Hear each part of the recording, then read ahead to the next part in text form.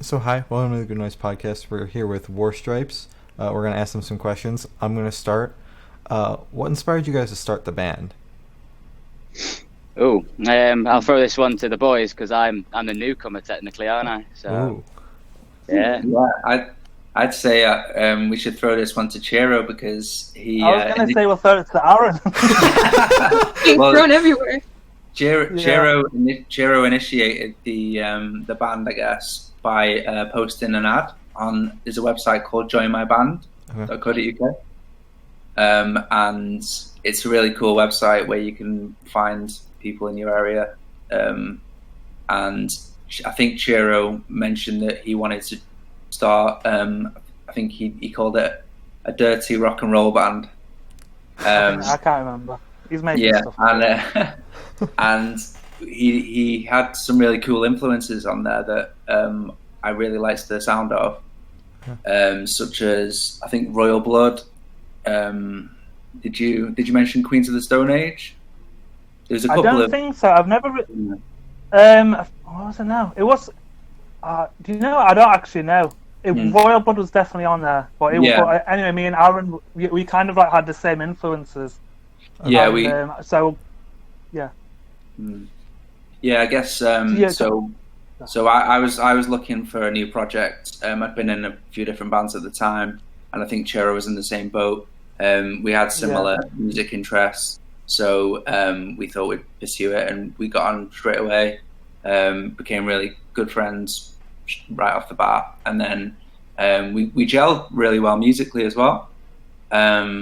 So yeah, it was us two and another drummer who was cool, but we felt that he didn't really fit the bill in terms of the sound that we were going for. Okay. He was more of an indie rock drummer. Mm-hmm. We always wanted to be a bit sort of a bit faster, a bit heavier, which is where Billy came along and took us there a little bit. All right, cool. Interesting. I haven't heard one starting on a website before, so that's awesome. Cool. Glad you guys were. I think we met Billy through the same website. Yeah, exactly. Yeah, he came to us. I think he was very keen, and that passion hasn't really gone. To be fair, has it? No, not really. To be fair, it's similar thing for me. It's like sort of the boys need a new drummer, so then sort of stepped up. It was like when I first saw it, the thing that was weird, it's very different from sort of my influences. Like I'm very much like metalcore, like really heavy kind of music, whereas the boys are more like dirty rock, as you described it.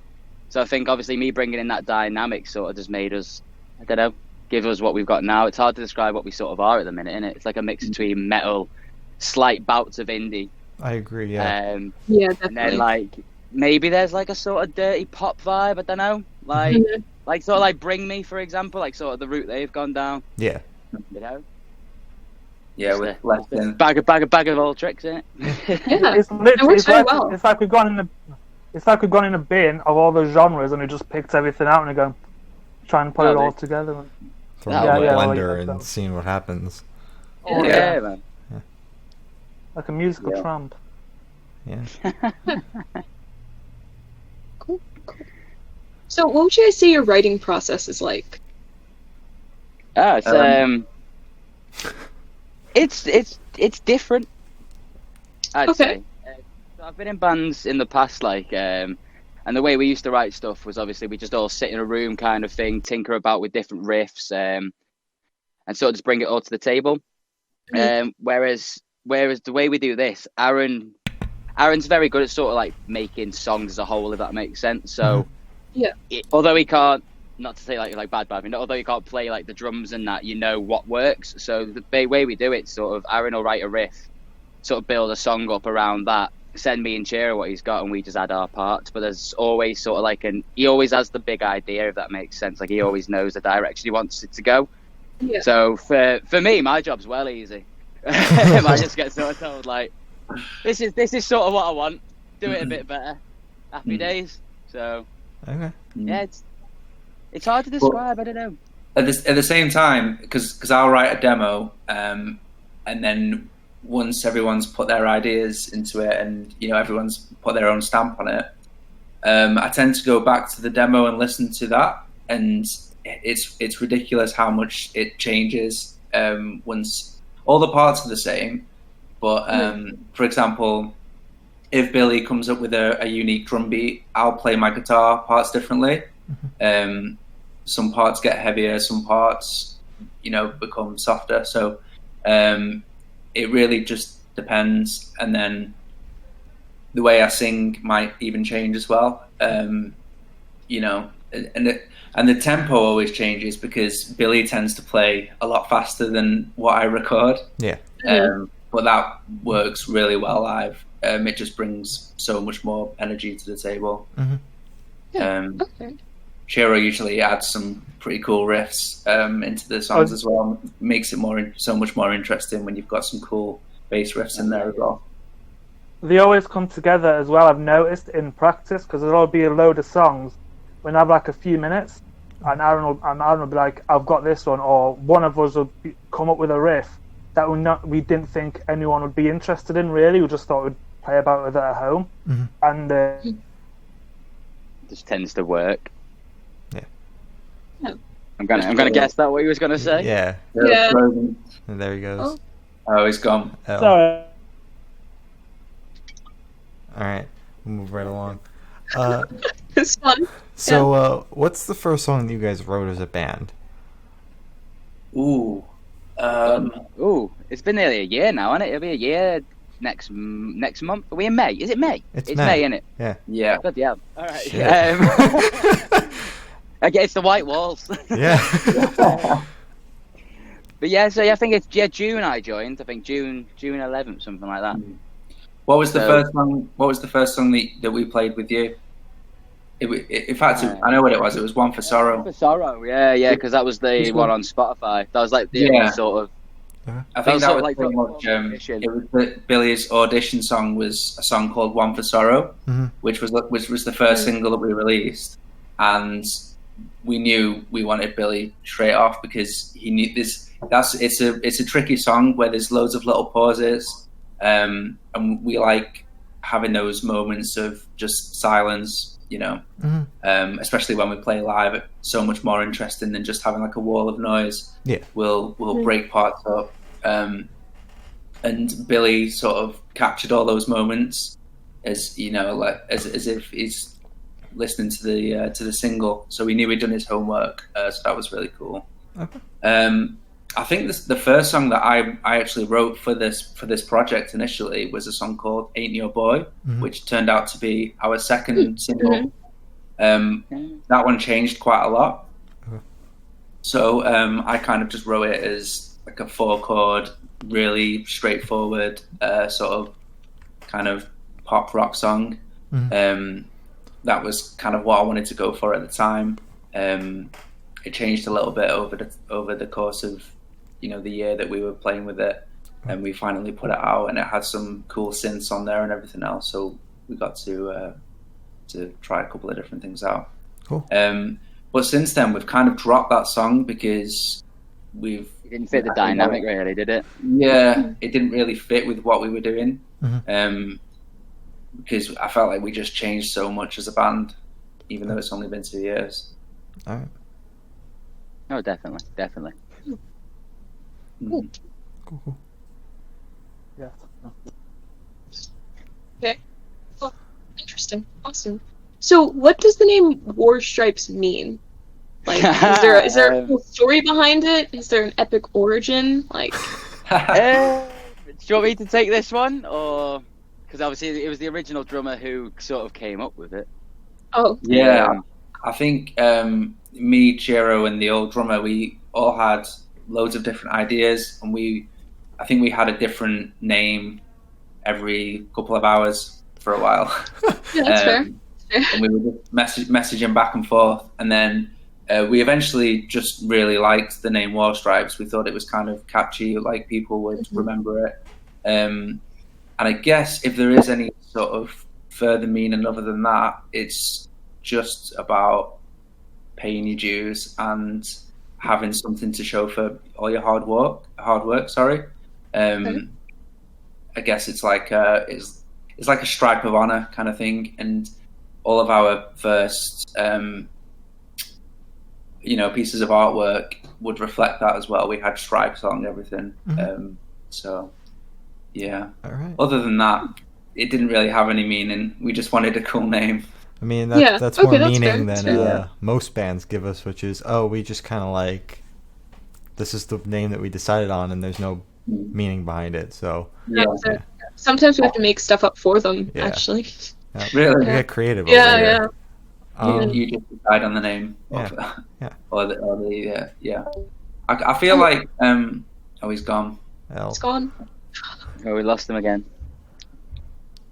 I feel like all band names are pretty stupid anyway. When you really think about it, I can't really think of one band name that is really good. But it just becomes, it's just their identity, isn't it? And it doesn't really have. I feel like it doesn't really have to mean anything beyond that. I agree. Yeah. Yeah. Just sounds cool as well. That's what drew me to the ad. Because obviously I was looking at because there was a lot of ads on there, kind of thing. I just seen the name War Stripes. I was like, that sounds sick. That go ahead. Yeah. Check it out. It drew me in. So yeah, it looks good with capital letters. Yeah. Yeah. So. So since we're all stuck at home, what bands have you been listening to lately? Ooh. I've sort of strayed away from bands. I've been listening to a lot more hip hop, and I don't know. I've been sort of, because obviously, like I say, I'm very much metal bound. So obviously, I listen to the usual. Well, it's like A Day to Remember, listen to that kind of stuff. Bury Tomorrow. But lately, I've been listening to that old school hip hop, like NWA, a lot of Biggie. A lot of Prodigy as well. But listen to loads of the Prodigy and a lot of dubstep lately. I don't know why. I thought with it being quarantine, may as well try something different. Yeah. So what's the question again? I was a bit late, sorry. What bands have you been listening to while you're stuck at home?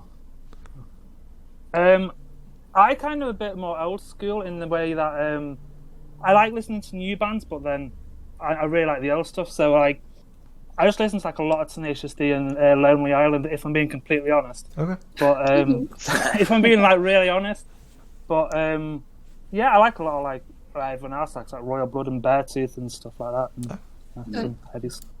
All right. Yeah, I've just been listening to a lot of weird emo music. I really like Circa Survive at the moment. Okay. I've been listening to the U's new album a lot. Yes, I was listening to that before we sat down. Yeah, I really like it because I wasn't a huge fan of their, the album before this one. So it's kind of nice to see them back to form. And I feel like that kind of music, it seems to be back in, and it's sort of thriving again, which is kind of good news for us because I feel like we tick some of those boxes as well with our music. So if rock music's doing well, then that's good news for us too. Yeah. So again, being stuck at home with quarantine, have you guys been working on any new projects with the band? Yeah, well, the new single is kind of a project within itself because we've been talking for a while about getting new music out there, but we've just always been so focused on doing gigs, practicing, making ourselves sound as tight and as good as possible for the gig, that we kind of neglected actually putting music out there for a while. So it's actually been about a year since we've had any new music online.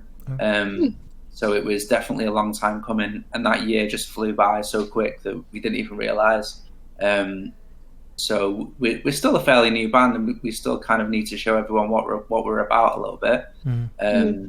So we saw this as an opportunity to just work on something new. All right. Awesome. I don't know if you two have been up to anything differently, but I've kind of been focusing on that. All I've sort of been doing is just drumming, really. Sort of trying to write some new bits for songs we've already got. So stuff that we play live, for example. I'm just trying to, before we actually record it, maybe change it up a bit in my sort of style. I've been learning more linear grooves, trying to go from sort of just because I have ADHD, so my sort of tendency of drumming's as hard and as fast as my body will physically let me go. Okay. And then I just tend to not be able to stop. Okay. So I've been trying to sort of control that a bit more and get more like groove to like my drums and stuff, and try and give even more of like a different sound. I've just been focusing on that, really, just sort of bettering my skills, so to speak. So like when obviously all this is over, I'm just going to feel a bit more relaxed behind the drum kit, like sort of like enjoy it more as well, and just been practicing the songs just so that it's like nothing I could do with my eyes closed. That's sort of just been me. Okay. And just put like jamming. Not much else to do. Yeah. So, I've just kind of been trying to actually songwrite, because I can't songwrite. I can normally just come up with like a 30-second riff and then that's it. But I've proper tried to like push myself to actually write a full song, and I've only come up with one at the minute. So I'm not like I'm starting like a whole new Chiro project or anything. Yeah. But I've been proper like proud of myself for actually like, I don't know, like instead of like just being a bass player in a band and putting a riff to a song, actually kind of taking a bit of Aaron's influences, because I ask him a lot of the time, how do you write songs, because I can't normally do it. So I've kind of tried to take like the simple route that he does, and it's worked, I think. Nice. Awesome. Yeah. Cool. Oh, yeah. So aside from working on music, is there anything else that you've been doing to stay busy, like in quarantine? A lot. I get that too. Swimming. I bought a new swimming pool. So. Okay. Oh, Yeah, that's cool. Eating a lot of food. Yeah. Just exercise for me, really. Exercise. Dyed my hair blonde. Okay. Fun. Don't know why. And yeah, just like I said, it's drumming and just trying to get out as much as I can without actually breaking lockdown rules. Yeah. Just sort of go in the shop. Yeah, sort of doing what I can. Binging. Oh, Disney Plus, actually. Oh, best It's thing got ever. Simpsons on now, hasn't it? Disney. It has. It's got everything. I was watching Missed Outfire before. Oh, great. Yeah, it's been me. I'm surprised Netflix hasn't crashed with the amount of shows that I've watched alone, and I'm sure everyone else has. But yeah, just trying to stay busy, trying to stay active. I've been jumping around in my flat, trying to do home workouts on YouTube. I've been doing a lot of running as well, and then eating a lot to counteract it. So yeah, just trying to keep busy, trying to do things. But I've noticed that I've got a lot more free time to write new music as well. So I've been annoying the boys a little bit with more new demos that they have to listen to and try and learn. So yeah, sorry about that. Nah, it's good, man. It's keeping me entertained. And they're easy, so that's not bad. That's always good. Always. Otherwise, Simple. I'm not being. If they were really difficult, you'd be like, I can't be arsed with that. You're like, dude, it's really difficult. Oh, fuck off. Oh, it's too much. This too much. Yeah, Nah, it's been good. They're fun. They're fun. Really fine. Yeah, I try and sort of keep the songs quite simple, and we can generally build on that. But I feel like it's a good foundation just to have 4 really strong chords and just take it from there. Yeah. Yeah. Word for Nirvana. Yeah, Yeah. exactly. If it's good enough for Kurt Cobain, it's good enough for me. So Exactly. Not me, I'm joking. That's a joke. So, I know you guys are relatively new to the DIY scene, but so far, what part do you think is your favorite of being in the DIY scene? I could phrase that so much better. Do you wanna go again, or? Yeah, I feel like being in quarantine has pushed us further into the DIY scene. In fact, our new single that's coming out is very, very much a DIY project. We've all kind of recorded from home, alone. We've not helped each other that much. It's just been a case of, okay, you do what you want to do, I'll do what I want to do, as opposed to us sitting in a room with maybe a producer, which we've done in the past, and work it all out. It's given us a lot more freedom, though. I personally love just bedroom recording, sitting there with a mic and just trying loads of different things. Whereas if I was with a producer and I'm being watched, I might not, try certain things. Try certain vocal melodies or harmonizing and that sort of thing. I can just go wild, see what sounds good, see what doesn't. So that's been beneficial. And then, just being able to create everything yourself. So just having your own vision and just seeing it through with artwork, music videos, even though we have made a music video for this new song and it is very DIY and we've just had a laugh with it. We're kind of not taking it too seriously. But we can just do whatever we want. It's great.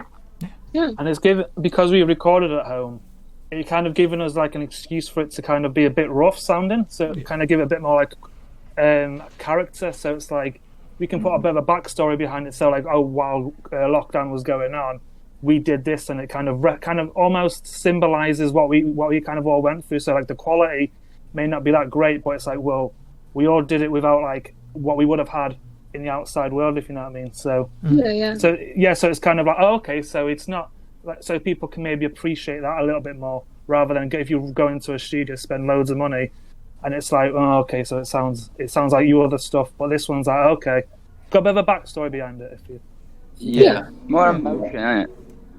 I think it's quite cool as well. Because I guess it's quite unconventional in the sense, because even from the get-go, you always start recording with drums. I don't think Billy even played to a click track, so he just kind of made his own tempo, and I feel like it adds so much more character.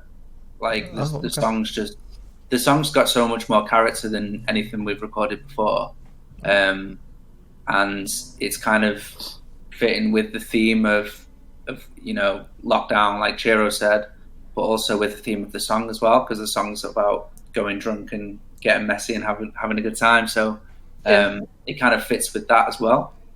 All right. Cool. So I know you guys touched on it in the very beginning, but if you'd like to dive a little bit deeper, what artists are your biggest inspirations? Ooh. Personal inspirations, or as like a band? I mean, as a band, yeah. Okay. Yeah. In Me, the big one for Aaron.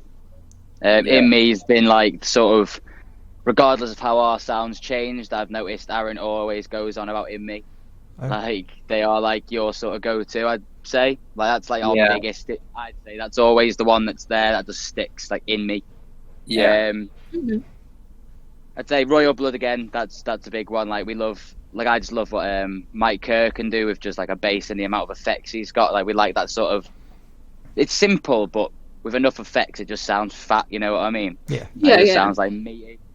Who else would you say? Right. I really like Queen of the Stone Age.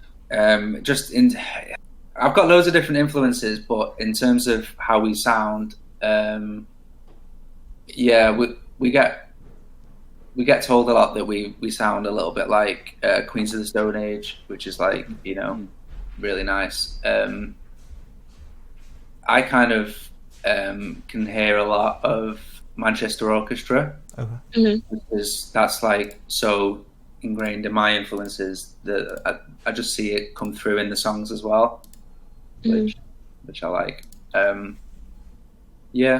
So just those kind of bands really, just hard hitting, sort of emotional lyrics. Just anything fast and heavy. Are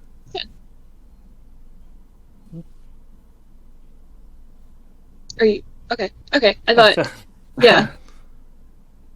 All right.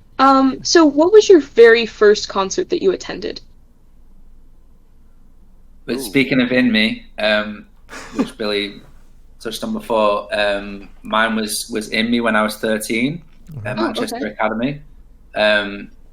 I remember my mum took me and my sister, and she waited outside for me. She dropped me off, waited outside, and it was just, I just fell in love with music that night. Probably just the whole atmosphere of being at a concert, and just looking on stage and just idolizing the bands that were playing. It's only when you grow up you realize that musicians are just people. But at the time, when you're that young and you're that impressionable, it just always stuck with me. So I went out and I bought a replica of that. I couldn't afford that guitar, obviously, but the guitar that the guitarist was using, I went out and bought a replica of that. I started singing, doing an impression of the singer, and then it just all spiraled out of control from there. For me. Even I didn't know Yeah, fair. that. I had no idea. So what was the question? Was it the first gig you've ever been to? Yeah. Yeah. Mine was a pop punk band called No Trigger. It was my first one. Academy 3. It was Academy 3. And I thought, because it was obviously my first gig and it was such a small stage, I thought, and obviously I never played an instrument then, but I was like, I saw the instruments and you're really small, and I was like, I thought they were like, I never thought instruments were that small, but then I realized they were like short scale, like years on. I was like, oh shit, yeah, short scale. But when I went there the first time, right up close, I was thinking, oh my god, are these guys? They're either midgets or they're like just children, and I had no idea. I didn't like. If you have to bleep that out or whatever, I'm really sorry. Yeah. Small people, but no, they weren't. They were proper sized people. Yeah. Yeah. Mine's quite different actually. Mine was Professor Green, a UK rap artist when I was. I never knew that. I was 13, but I've always sort of looked a bit older, so I lied and said I was 16, so I could get in. As you do, yeah. Yeah. Because we wanted to be standing, but obviously if you're not accompanied by an adult in England, you're not allowed to have a standing ticket if you're below the age of 14. So me and my mate, because we were both like, we sort of just developed quite quick. We were like, yeah, we're 16. Yeah, went to see my first rap concert. It was great.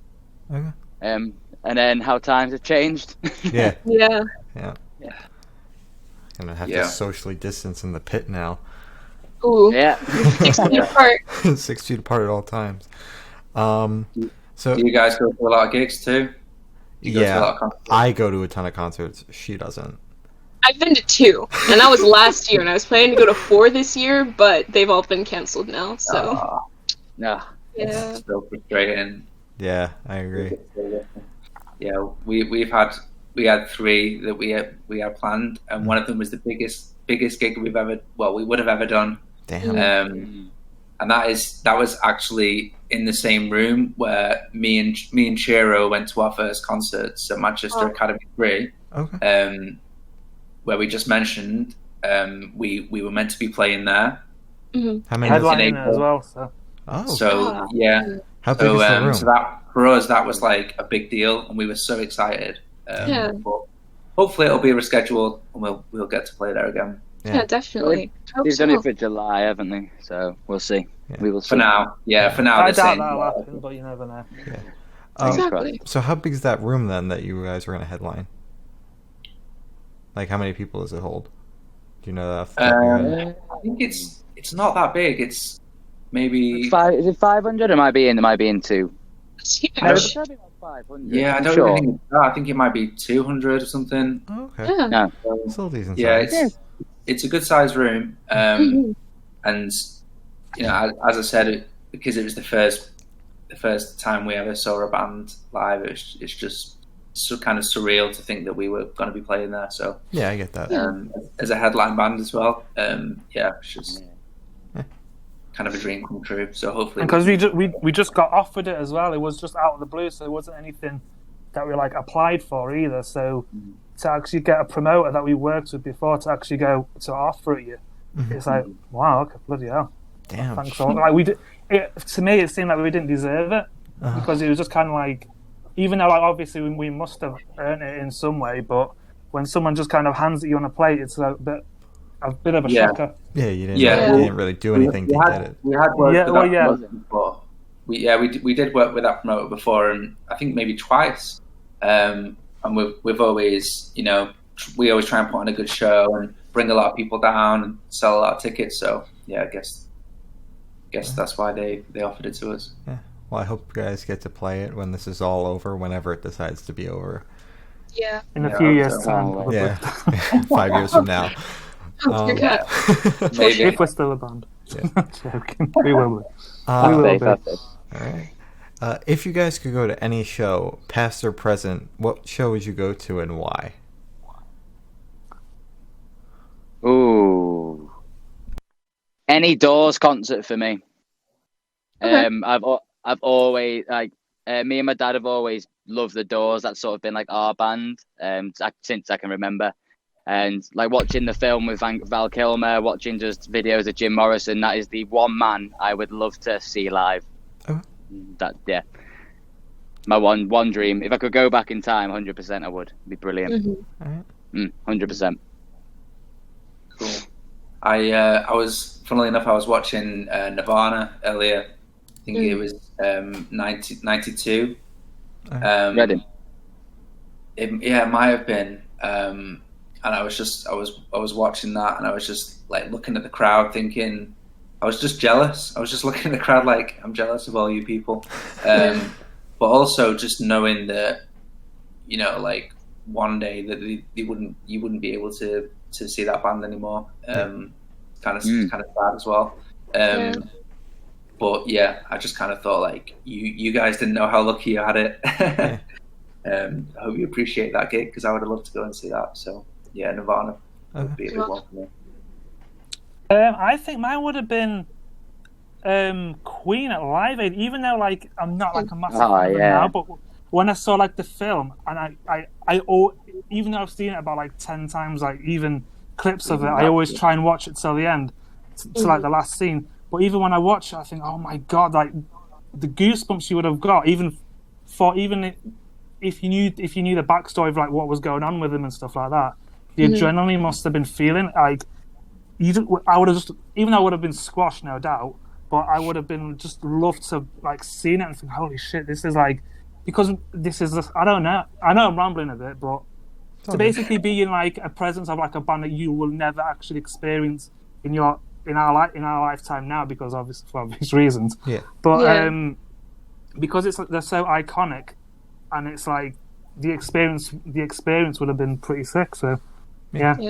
A massive crowd too. Well, yeah. Yeah. I don't think Yeah, it'd be good hard to have cause. that anymore. They play with Adam Lambert now, but it's not. It won't be the same, I don't think. It's not the same at all. Yeah. And the social distancing. Could you imagine that? 2 feet apart. Yeah, imagine. Would you have gotten like seats, or would you be in the pit if you were to go to Live Aid? Pit. 100%. I'd start it. Everything's Yeah, better in the pit. pit. You probably would, actually, wouldn't you, Billy? Oh mate, mosh pit. It's like, don't know. I just love them. The adrenaline. I've just always loved them. Maybe it's I've always the Liverpudlian in me. I've always stood on the outside because I would like too afraid of getting beaten up. Mm-hmm. But Yeah. I'll just be like, that is absolutely mental. Like you shouldn't be running around and stuff like that. But no, I'd probably be sitting down if I'm being completely real with you. But Yeah. Oh no. or something. But, Entice yeah. and I can't- enjoy.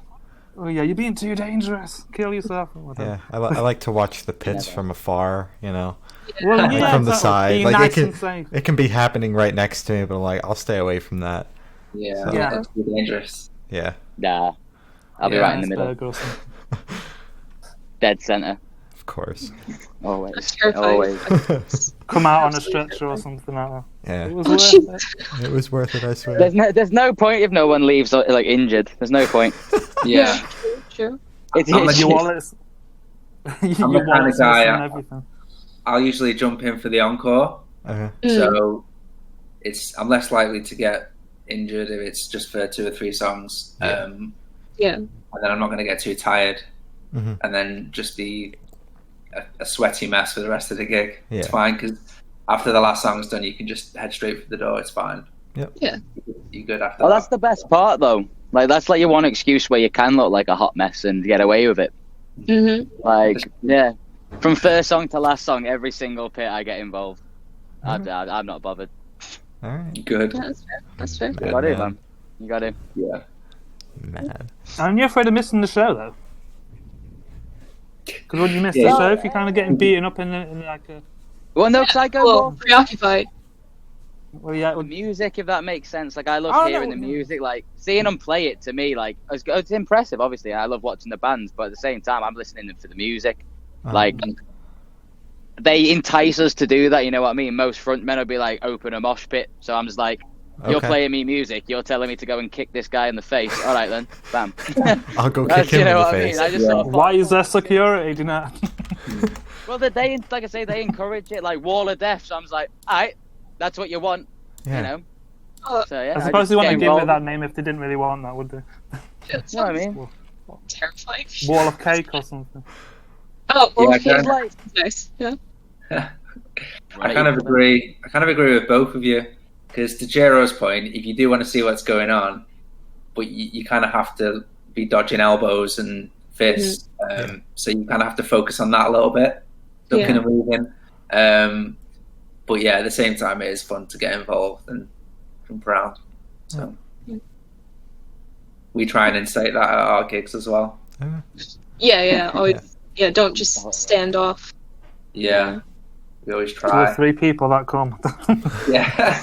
to the sound engineer and the people behind the bar. Yeah. My mum at the back. You've got to give it a go. It's a nice feeling when you say, I want everyone to jump around and go crazy, and they actually do. That's a nice feeling. So yeah. You got to say it. Cool. So what would you say are your top 3 songs that you like to play live? That you can tell people to like go crazy to, you know? From our current set list, One for Sorrow, because that's just changed a lot from what you hear on Spotify to how it sounds live. Now it's completely different. Different. Yeah. It's a bit frustrating because that's how different that song sounds live now. Like it's so hard hitting live, and it just gets people moving. And it's just such a good one. Like I absolutely love playing that song live. Do you think you would record a live album, or a live single for that, because it's changed so much? I've said this. I've said this. I'd love to, because the original one's obviously with the old drummer, the one year on Spotify. So I'd love to put not re-recorded, but a live version would be, Boss, just to show sort of how we've changed in the span of a year. Maybe do it the year after I join, kind of thing. That'd be quite cool. Well, depending on what's going on with this, if we can record live. But, we've always kind of said as well that if perhaps if we ever got to record an album, or if we got signed or something, we could always re-record it. That would be the main one. Because it's such a good song. But it sounds so different now. So it's kind of I'm almost reluctant to show people now, because we change so much all the time. Like every few months we'll sort of go in a slightly different direction. And then we'll go off into little valleys and stuff, and pull things here and pull things there. But then I do feel like we've kind of become more of a punk rock sort of slightly faster, heavier band now. So we play it a lot faster live. Yeah. All right. We've got a song called Spitting Teeth, which that's a really fun one to play live. It's just so energetic, and it's a bit of an unconventional song. It kind of goes in weird directions that you wouldn't really expect. And then it kind of finishes off with a really kind of fast, heavy breakdown, which I love playing that live. That's a great song. Yeah, that's my fave to play live, that one. It's fun, yeah. And then, third song, don't know, Chira, what would you say? I'm going to go for Bad Energy. I'm going to go for that one. Yeah. Although I've kind of forgotten a lot of the songs that we've played. It's been a long lockdown.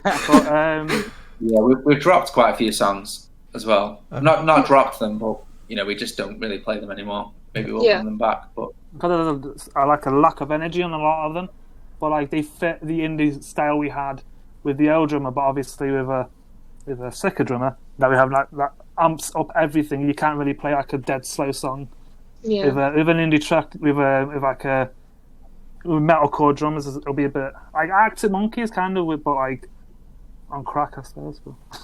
Yeah. I was planning on not speaking in this interview, but there we go. That's why I was. Bad Energy is a really fun one. We always, I don't know why, we always play that as a second song in our set. It's the bass transition, isn't it?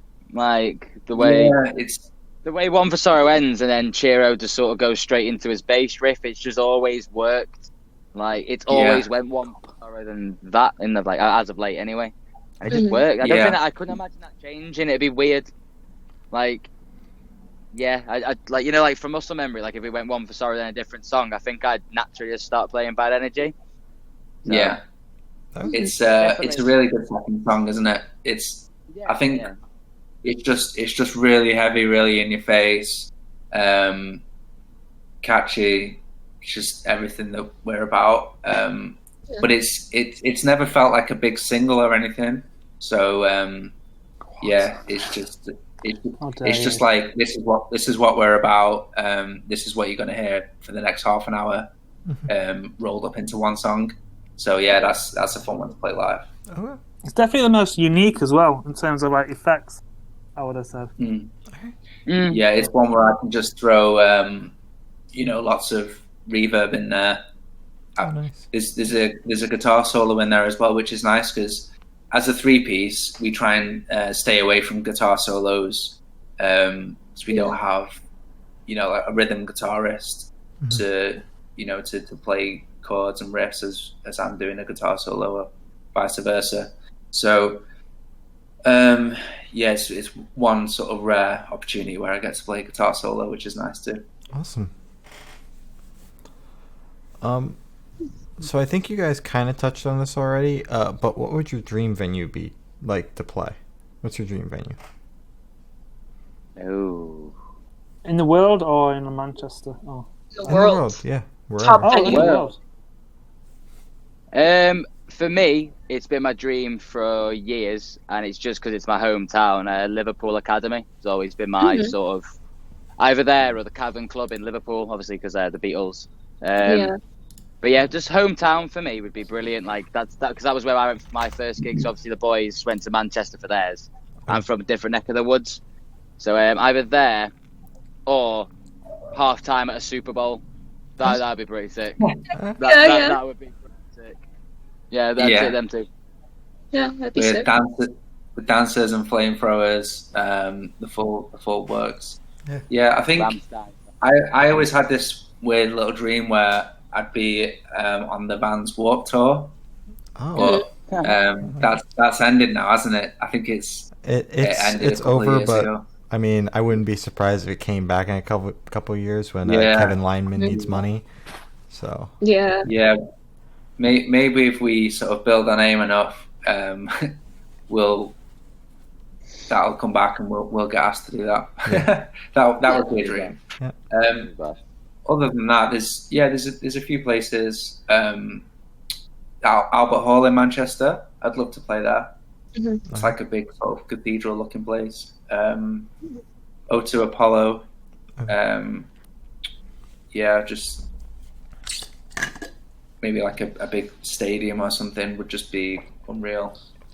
I always wondered what we would do with the amount of space on a massive stage. Because I'm stuck, me. So it's more for you guys.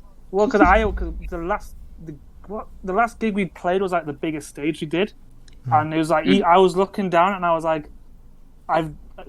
even though I don't dance, I've used all my moves in one spot. I don't know what I'm meant to move over there. Do the same thing. I don't know what I'm meant to do. But going back to venues, there's a place in Manchester, quite a small one. It's called Deaf Institute. And I wouldn't mind playing there. Or if we're going to go off Billy's Super Bowl wall, I wouldn't mind playing WrestleMania. Like one of them, like a spot or something. I'd just even go, even if I went there and you're just like you can't play, I'd go just as long as I can. Can I just stand on stage? Well, yeah. Even if I didn't, I'd probably crap myself if I'm honest, standing on that stage. But I'd love it. But yeah, we'd want to do it just for the free tickets. Yeah, exactly. Yeah. We'll play Triple H's theme song or something. Well, Bad Energy is that one. That'd be pretty cool, but it won't. Yeah. I'll Since work Lemmy on that. can't do it anymore. Yeah, replace him with Yeah. Aaron. I never said that. I hope you guys get to play the Super Bowl and WrestleMania And sometime. Fans that'd Warped be Tour cool. when it comes back. Imagine Yeah, if that'd that be really sick. and Same Look out for three us. piece from England. Yeah.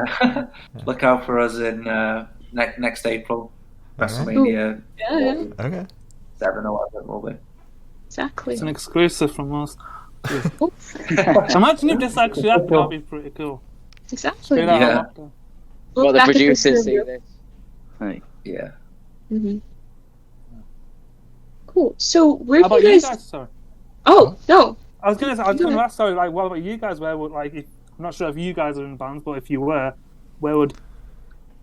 I mean, we're not musically talented, although Gloria's going to start doing concerts this upcoming week on the podcast.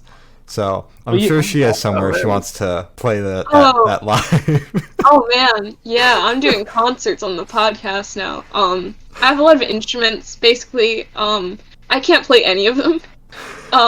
So the concerts are just gonna be me just like trying to learn something for like 5 That's minutes. brave, isn't it? Yeah, it is, dude. we're I'm gonna horrified. single-handedly save live music live on the podcast. Yeah. That's the plan. Exactly. That'd be cool. Yeah. Yeah. It's a lot of pressure, isn't it? Yeah. A little bit. Are you I gonna don't be care. singing or? Oh. You should do your jingles. You should do like a Dr. Pepper jingle. I agree with this. I love Shane this. can do vocals for me while The fuck do I I look play. like? He'll do vocals. I'm gonna That's be how it's laughing gonna at work. you the entire time. Ouch. Thanks. But I'd like to play O2 Arena. That'd be cool. Okay. Yeah. Oh yeah. Yeah, Mhm. that'd be great. I would I was love gonna House say of so Blues. Yeah, so Hmm? your dream gig is the podcast. Yeah. Oh yeah. Yeah. Bring yeah, the yeah. podcast That'd be live to sick. stage. You want to fulfill that one? Yeah. Yeah. But if Do it. if I did have enough musical talent, there is a standing room venue here in New Jersey called Starland Ballroom, and I frequent there a lot. So I think that would be it. I give them a lot of Yeah. my money, so Yeah. Yeah. Yeah. yeah, Earn a They, bit back. they owe you. yeah, they owe me. Yeah, Mm-hmm. So they should invite you on He basically stage. owns it. Yeah. Yeah. Cool. That's cool. So, where do you guys see the band in the next 5 years, or where would you like to see the band in the next 5 years? Out of lockdown. Yeah. That'd be That'd be ideal. nice. That's a start. Being able to practice again. yeah, I don't know how realistic that is. Sounds like we're gonna be here forever. Oh god. Yeah. Well, I don't know. I'd love to have done like a proper tour. That'd be cool. Mhm. Like nothing even that big. Like just if we did like the UK, but did like say 7 different cities. Like did a week-long tour. That for me, like that'd be cool. Like obviously, Yeah. like I'd love to see us like anyone else would like signed, living in LA, like you know, living it up, Mhm. little mansion and all that. But yeah, like thinking realistic, yeah. I'd love to just Little like go on the mansion. road. A little mansion. I'm glad I wasn't the only one who heard that. Just Yeah. a little sizable mansion, you know. Just a bungalow. Nothing too Little man, big. little man. Lovely little bungalow. You know that whole Yeah. Hollywood vibe everyone wants, that dream life Yeah. everyone wants. Yeah. That'd be ideal. Mhm. But Yeah. thinking realistic, I'd just love to get on the road, like literally me, Chiro, Aaron, just like 2 weeks away, just like in a van. That's what I want to do, in a van, sleeping rough, just having a laugh. Really, I think it'd be pretty Yeah. decent. Just Talking like about- get a Yeah. camper van, yeah. Get to know each other more Yeah. intimately. Mhm. Bloody hell. Okay. I'd love to. I think we'd be Speak for sick of each yourself. other by then. What was that? We'd probably be sick of each other by then. Nah. No, I'd like an album. I'd love to have some sort of record deal where we get to produce an album. That's like the ultimate goal for me. Mhm. Just having something. To me, it's like having some sort of legacy, like something to show the grandkids. Yeah. Yeah. That's kind of what the band's about for me. Like just doing something with yourself. Mhm. You know, you don't have to be like the best at something. as long as you're putting yourself out there and you're trying, that's good enough for me. Just showing your art. Show if you're a creative person, like, you know, just don't be ashamed. Just put it out there. Yeah. But yeah, hopefully that would kind of. I'm going to continue to do that no matter what. But hopefully that would grow and we'd have, you know, a lot more fans. And yeah, like Billy said, get to play everywhere and have people want us to play in bigger places. And yeah, that would be the dream, really. Okay. Mm-hmm. All right. Keep people stopping you for photos. That'd be cool. Yeah, but you get a bit freaked out, I though, don't know wouldn't if you? that's just my vanity. Nah, mate, I'd love that. I might Signing have booths. just to get some milk and stuff like that, and it takes you like 5 hours. And you think, I would relish in that. Honestly, I would relish. no, I'd in like it. I'd like it, but I don't know, because I don't know them, and I don't think I would have accepted that yet. So I'd have been a bit like, who are you? Sorry, I've never met you before. I think when I get over that, I think obviously I'd be really quite cocky and go, that's fine, you know. Yeah. I've set up a table outside a park and. Oh my god. Yeah. I wouldn't do that. Billy, Be very Billy, accessible. I'm on my way. I want a picture. I'll be there in a Exactly. couple hours. I want That's good. my picture. White Room, Manchester. Okay, sounds good. So we do this thing. Just look for the. Sorry. Okay. So we do this thing. We get a question from the last band we interviewed. So this one comes from Fawns. If you could have written any song that already exists, what song would it be? Ooh. It depends how you look at it. Like, if you look at it for like if you're in it for the money, then there's a certain song I'd like to have written. But if I'm in it for sort of just a purely well written song, I don't know. Yeah. It's a problem because there's a lot, isn't there? Song There's so many, but because I was listening to them before, and I was watching them live on YouTube. When Nirvana started playing "Smells Like Teen Spirit" and everyone just lost their minds, and just that, to me, that song just has like a certain feeling about it. Yeah. Like it's not even just a song. It's like I don't know. It's kind of like a moment in time captured. I just feel like I did when I first heard it. It's just, I don't know. It's just such a good song. Yeah. Smells Like Teen Spirit. It's just, yeah. I don't know what it is about it, but it's so good. Mine would be, I think, "Paranoid" by Black Sabbath. Okay. Because it's just one of those riffs, no matter what sort of genre of music you like, you know that's Ozzy Osbourne, you know that's Black Sabbath. Like, even my friends who are into grime, hip-hop, all that, if I play that song, they're like, oh, Black Sabbath. Everyone seems to know that song, and obviously it was the gateway to heavy metal. So to be in a band that has basically brought one of the, in my opinion, best genres to ever grace the earth, yeah, hands down, yeah. That'd be me. Okay. Yeah. I don't know how I'm meant to beat these questions. I don't know. I don't even know. There's a lot of. I'm just going to pick a random one, but there's probably loads out there. You're going to go "Far Kid" by The Offspring. There you go. It's because it's one of my favourite ones. But to be honest, when I do like listen to music, I always kind of think of it as like, you know, the chords and stuff. I always kind of see it as a bit of a formula. And if a band kind of come out with like something that's really like a really easy riff, I always think, how did I not come up with that? Because it's like a C, A, and I think I had that at my disposal, but they just had it and just blew it out of the water. Yeah. But that's how I think of it. But yeah, if there's loads, but yeah, that's me. I feel like songs kind of have a certain time and place as well. So, for example, like the "Paranoid," like how you said it was the gateway to heavy metal at the time. If perhaps if it was released today, no one would care. Yeah. Which is a shame, but it's also, it makes it even more. It makes it bigger than just a song. It's, you know, it's sort of meaningful as well. So that's the same. That's all I wanted done as well. Yeah, it's kind of the same with "Smells Like Teen Spirit." I kind of feel like if it was just released today, it'd just be another song on the internet. But it's so meaningful.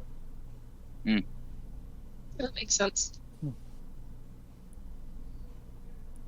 Okay, so steer away from music for the last couple questions we have, and we're going to go straight to death row. So, if you're on death row, what would your last meal be, and why? Ooh. And a drink, of course. Very generous of you. And a drink. Very generous. Dr. Pepper, for sure. Okay. I think Chiro, you'd probably agree with me on that.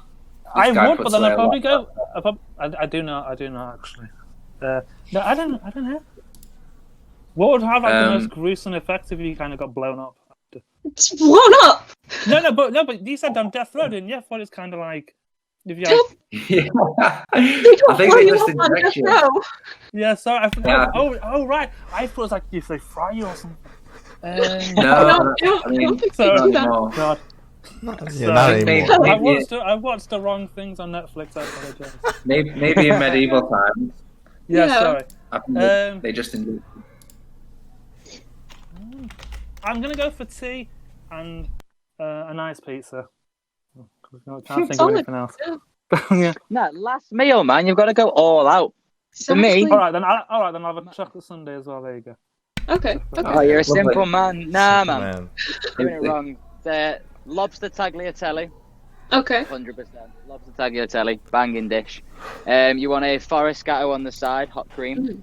Mm-hmm. And then for me, it'd be a 35-year-old bottle of Nikka Japanese whiskey. Double shot of that, 1 cube of ice.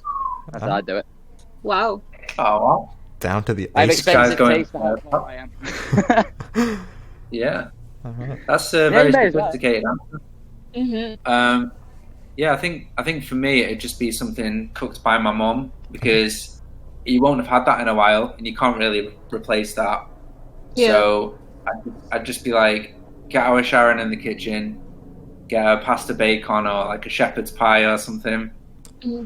Just one final sort of taste of being free and home, I guess. Yeah. Considering you'd be on death row, that's a very innocent thing to say, isn't it?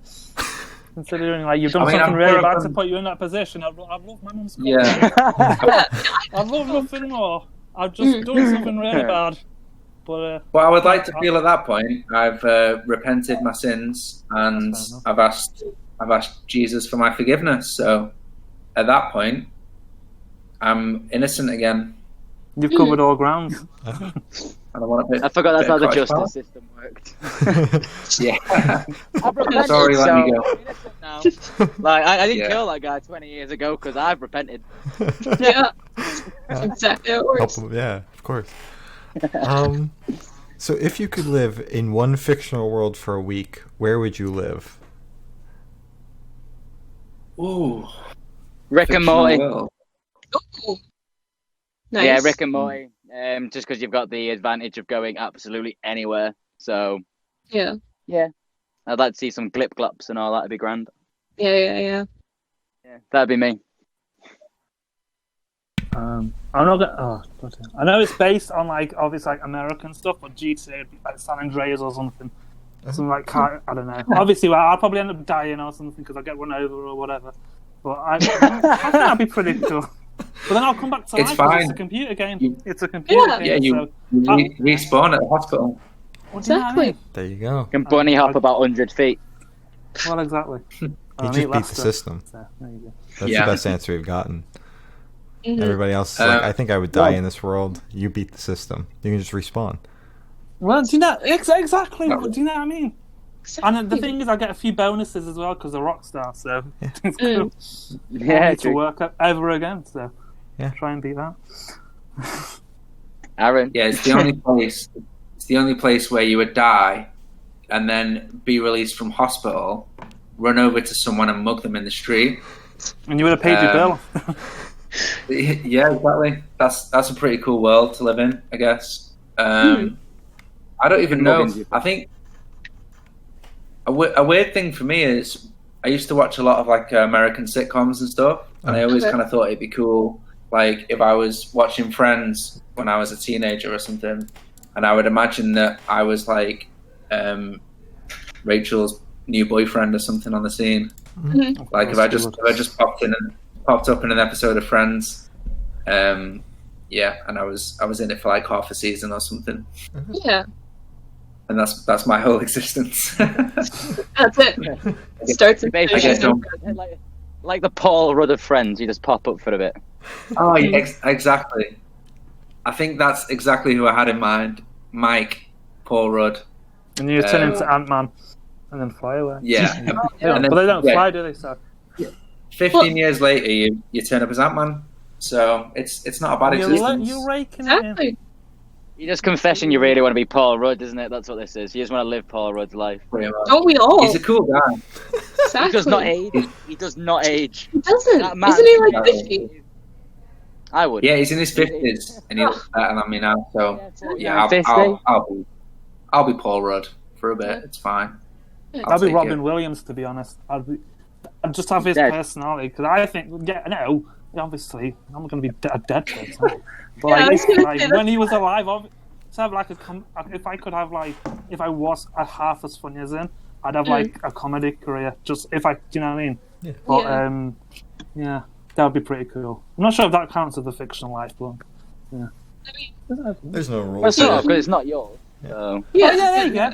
Sorry. I was half confused Yeah. what that was. But no, well, there you go. I changed mine to Robin Williams when he was Okay. called best. Are you That's- sure you that's- don't just want to be missed out by it? No. That's not the way I roll. Oh, mate. I've got over there. This is a good thing. Yeah. No more dressing I up. wouldn't mind it, actually. There'd be a lot of effort in that, but I know it would have made a great film, but Mhm. Yeah. I really have embarrassed myself in this podcast, haven't I? I really have, from the connection to the From the To the bad question- connection. bad The connection question. to the bad answers I've given. Oh no, they're great. You know, because now we know you want to be Robin Williams, you want to be Paul Rudd. That's amazing. And Rick and Morty, of course. Yeah. Like, no question. Yeah, I used to say Rick and Morty, but now I think I'm on Paul Rudd's team because I didn't even think of that. You know, so I also want to be Paul Rudd. Cool. I have no idea where Paul Rudd came from, but yeah. But what happens it's if you're yeah. in the nudist colony in Wanderlust? What happens if you end up there? What would you do then? I Yeah. Yeah, see? Well, you Oh. probably would. It's a good film. Sorry, I just thought of the film when you said Paul Rudd, and I thought, okay, so. yeah.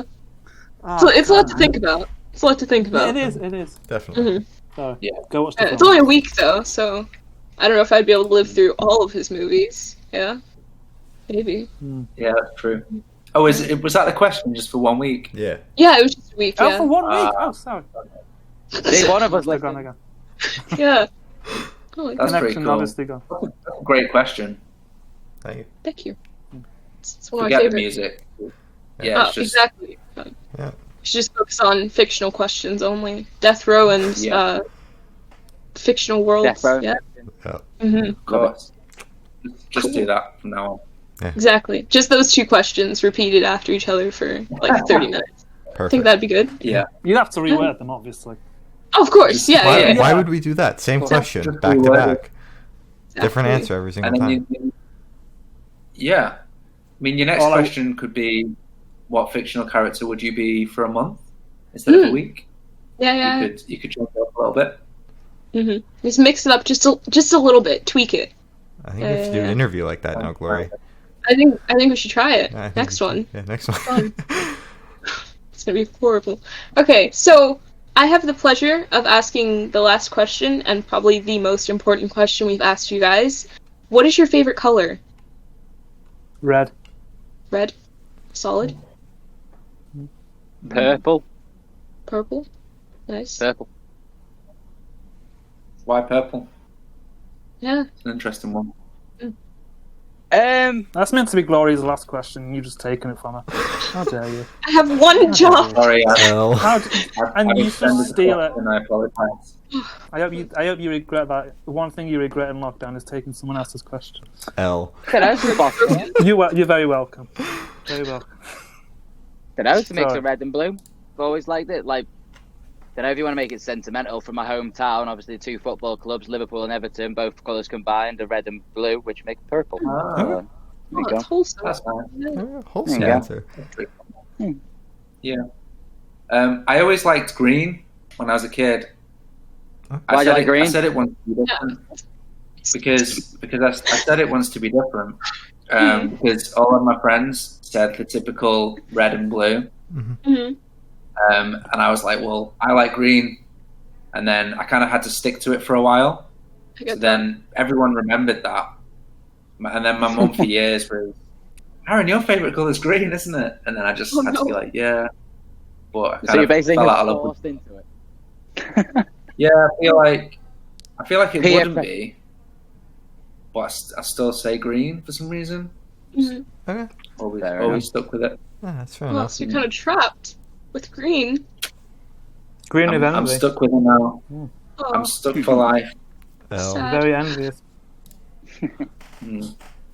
So as Gloria said, that's all the questions we have. Yeah. Okay. Is there anything that you guys want to plug? Yes, the song Yeah, tomorrow. There's going to be a song. Yeah. Yeah.